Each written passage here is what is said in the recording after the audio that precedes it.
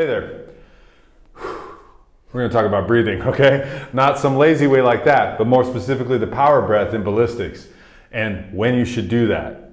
So I guess let's start by saying when you should do that. Well, power breath should happen when you generate power. Wait, should we talk about what a power breath is first? Go ahead. Okay, so a power breath essentially is when you're going to exhale at the moment of generating power, okay? And we're going to explain when that happens in these ballistic skills, and you're going to do something like that by giving it a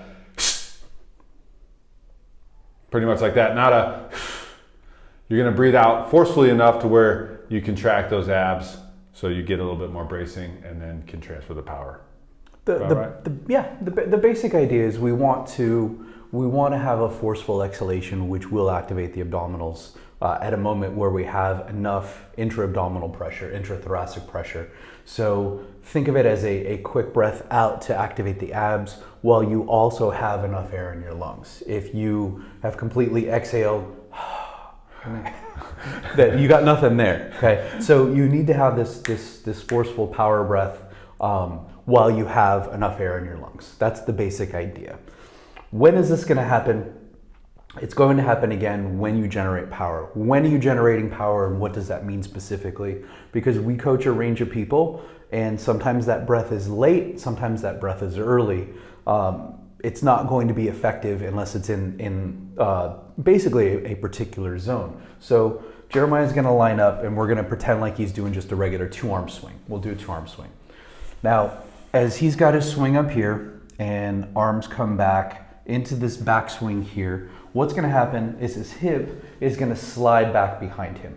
What that's going to do is you see this angle here at the hip, his hips are flexed.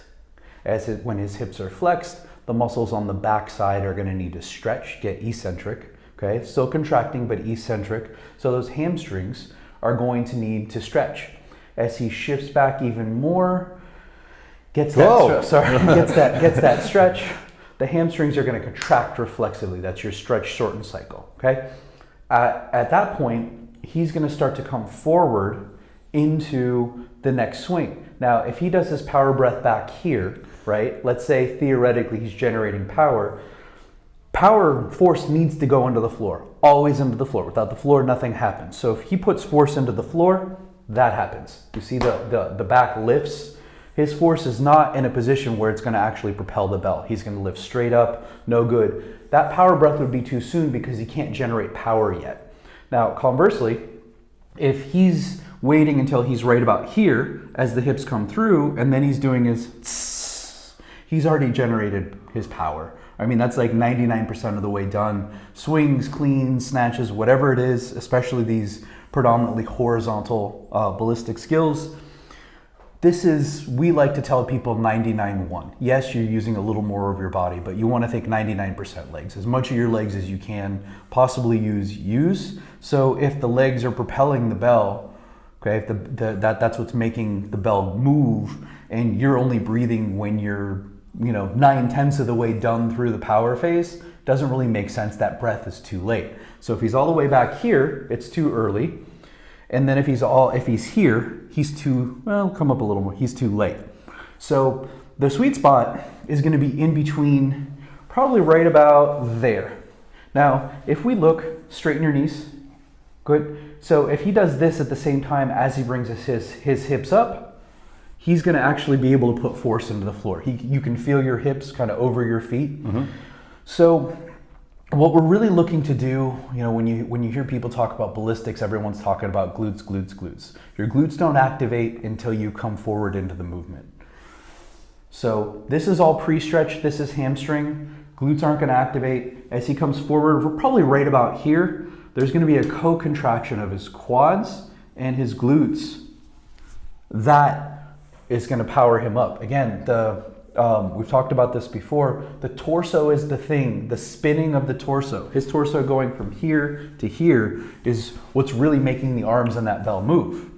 So that torso is not going to spin the way we want until we get force of the knee and the hip working together right in this middle zone. So I'd say go back a little more, right about here. This is where I want to see his power breath. Again, the power breath, Nice and tight, he's generating force. He's giving those muscles something to contract against. So he's really, really solid.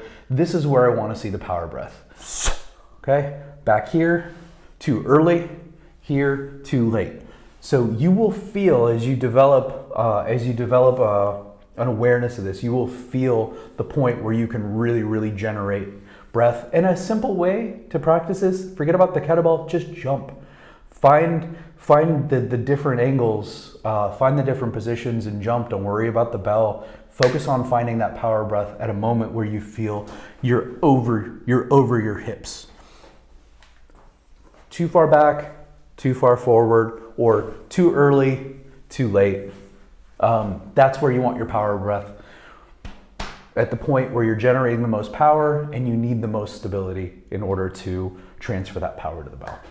There you go. Now you can be alive. All right. If you like this, please feel free to subscribe, send us a comment. Hey.